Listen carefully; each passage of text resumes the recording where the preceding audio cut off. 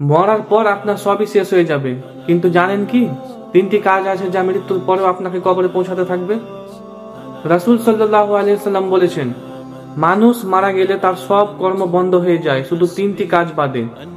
প্রথম কাজ, সদকায়ে জারিয়া, যে দান মানুষের উপকারে থাকে দীর্ঘদিন, যেমন মসজিদ তৈরি, কূপ খনন, গাছ লাগানো, কোরআন দান করা। আপনি মারা গেলেও এর সব আপনার কবর পর্যন্ত পৌঁছাতে থাকবে।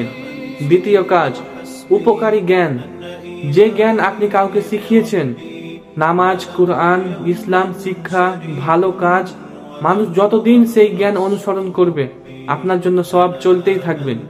তৃতীয় কাজ, নেক সন্তান, আপনার রেখে যাওয়া কোনো সন্তান যদি দোয়া করে, আল্লাহ আমার বাবা মাকে রক্ষা করো, এই দোয়া সরাসরি আপনার কবরের অন্ধকার দূর করে আলোকিত করবে।